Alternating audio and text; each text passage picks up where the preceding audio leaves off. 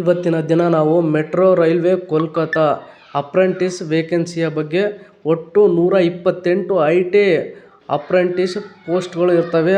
Apply ಮಾಡುವವರು ಈ ವಿಡಿಯೋವನ್ನು ಸಂಪೂರ್ಣವಾಗಿ ನೋಡಿ ಮತ್ತು ಇಷ್ಟ ಆದರೆ ಸಬ್ಸ್ಕ್ರೈಬ್ ಮಾಡಿ.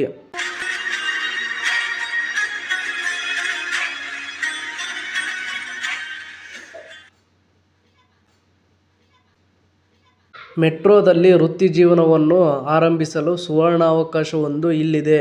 ಕೋಲ್ಕತ್ತಾ ಮೆಟ್ರೋ ಹಲವಾರು ಹುದ್ದೆಗಳಲ್ಲಿ ಅಪ್ರೆಂಟಿಸ್ಶಿಪ್ಗೆ ಅರ್ಜಿಗಳನ್ನು ಆಹ್ವಾನಿಸಿದೆ. ಈ ಕುರಿತು ಕೋಲ್ಕತ್ತಾ ಮೆಟ್ರೋ ರೈಲ್ವೆ ಅಧಿಕೃತ ಅಧಿಸೂಚನೆಯನ್ನು ಹೊರಡಿಸಿದೆ. ಅರ್ಜಿ ಸಲ್ಲಿಸಲು ಪ್ರಕ್ರಿಯೆ ಡಿಸೆಂಬರ್ 23ರಿಂದ ಪ್ರಾರಂಭವಾಗಲಿದೆ. 10ನೇ ತರಗತಿಯಲ್ಲಿ ಉತ್ತೀರ್ಣರಾದ ಅಭ್ಯರ್ಥಿಗಳು ಕೋಲ್ಕತ್ತಾ ಮೆಟ್ರೋ ರೈಲ್ವೆ ಅಪ್ರೆಂಟಿಸ್ಶಿಪ್ಗೆ ಅರ್ಜಿ ಸಲ್ಲಿಸಬಹುದು. ಗಮನಾರ್ಹವಾಗಿ ಅಪ್ರೆಂಟಿಸ್ಶಿಪ್ಗೆ ಆಯ್ಕೆಯಾದ ಅಭ್ಯರ್ಥಿಗಳಿಗೆ ಸ್ಟೈಫಂಡ್ ನೀಡಲಾಗುತ್ತದೆ. ತಮ್ಮ ಅಪ್ರೆಂಟಿಸ್ಶಿಪ್ ಅನ್ನು ಪೂರ್ಣಗೊಳಿಸುವ ಅಭ್ಯರ್ಥಿಗಳಿಗೆ ಉದ್ಯೋಗದ ನಿಬಂಧನೆಯೂ ಇದೆ. ಇನ್ನು ನೆಕ್ಸ್ಟ್ ನೋಡುವುದಾದರೆ ಜನವರಿ 22ರವರೆಗೆ ಅರ್ಜಿಯನ್ನು ಸಲ್ಲಿಸುವ ಅವಕಾಶವೂ ಇದೆ.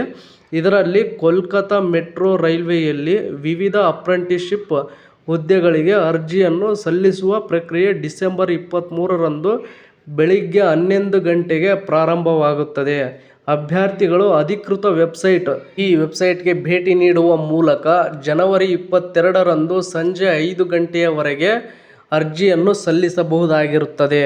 ಇನ್ನು ಯಾರು ಇದಕ್ಕೆ ಅರ್ಜಿ ಸಲ್ಲಿಸಬಹುದು ಇದನ್ನು ನೋಡುವುದಾದರೆ 10ನೇ ತರಗತಿಯಲ್ಲಿ ಉತ್ತೀರ್ಣರಾದ ಅಭ್ಯರ್ಥಿಗಳು ಕೋಲ್ಕತ್ತಾ ಮೆಟ್ರೋ ರೈಲ್ವೆ ಅಪ್ರೆಂಟಿಸ್ಶಿಪ್ಗೆ ಅರ್ಜಿಯನ್ನು ಸಲ್ಲಿಸಬಹುದು. ಆದರೆ 10ನೇ ತರಗತಿಯ ಜೊತೆಗೆ ಐ.ಟಿ ಪದವಿಯು ಅಗತ್ಯವಾಗಿರುತ್ತದೆ.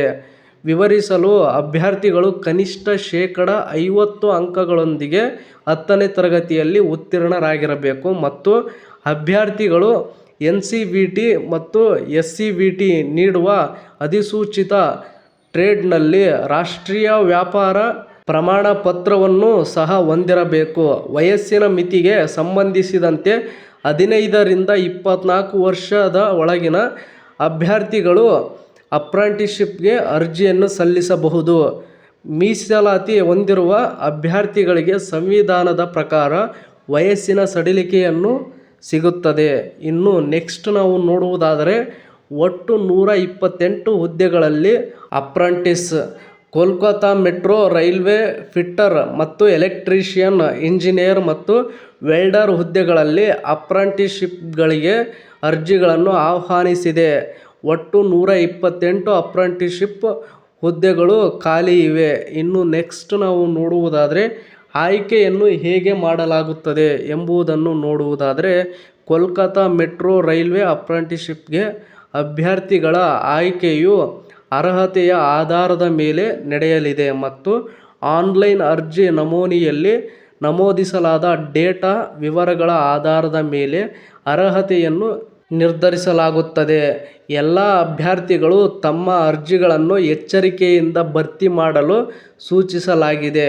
10ನೇ ತರಗತಿ ಮತ್ತು ಐ.ಟಿ ಅಂಕಗಳಿಗೆ ಸಮಾನ ತೂಕವನ್ನು ನೀಡಲಾಗುತ್ತದೆ. ಉದಾಹರಣೆಗೆ, ಒಬ್ಬ ವಿದ್ಯಾರ್ಥಿಯು 10ನೇ ತರಗತಿಯಲ್ಲಿ 80.58% ಅಂಕಗಳು ಮತ್ತು ಐ.ಟಿ.ಐನಲ್ಲಿ 91.68% ಅಂಕಗಳನ್ನು ಗಳಿಸಿದರೆ ಅವರ ಅರ್ಹತೆ 80.58 ಪ್ಲಸ್ 91.68 1/2 ಅಂದರೆ = 86.13 ಆಗಿರುತ್ತದೆ. ಸಮಾನ ಅಂಕಗಳನ್ನು ಹೊಂದಿರುವ ಇಬ್ಬರು ಅಭ್ಯರ್ಥಿಗಳ ಸಂದರ್ಭದಲ್ಲಿ ಹಿರಿಯ ಅಭ್ಯರ್ಥಿಗೆ ಆದ್ಯತೆಯನ್ನು ನೀಡಲಾಗುತ್ತದೆ. ಮತ್ತು ಇನ್ನು ನೆಕ್ಸ್ಟ್ ನಾವು ನೋಡುವುದಾದರೆ ವಿದ್ಯಾರ್ಥಿ ವೇತನ ಮತ್ತು ಕೆಲಸದ ನಿಯಮಗಳ ಬಗ್ಗೆ ನಾವು ನೋಡುವುದಾದರೆ ಕೋಲ್ಕತ್ತಾ ಮೆಟ್ರೋ ರೈಲ್ವೆ ಅಪ್ರೆಂಟಿಸ್ಶಿಪ್ಗೆ ಆಯ್ಕೆಯಾದ ಅಭ್ಯರ್ಥಿಗಳಿಗೆ ಭಾರತ ಸರ್ಕಾರ ನಿರ್ಧರಿಸಿದ ಸ್ಟೈಫಂಡ್ ನೀಡಲಾಗುತ್ತದೆ. ಅಪ್ರೆಂಟಿಸ್ಶಿಪ್ ಪೂರ್ಣಗೊಳಿಸಿದ ಅಭ್ಯರ್ಥಿಗಳು ಲೆವೆಲ್ 1 ನೇಮಕಾತಿ ಅಧಿಸೂಚನೆಯಲ್ಲಿ ಭರ್ತಿ ಮಾಡಬೇಕಾದ ಖಾಲಿ ಹುದ್ದೆಗಳ 20%ಕ್ಕೆ ಆದ್ಯತೆಯನ್ನು ನೀಡಲಾಗುವುದು.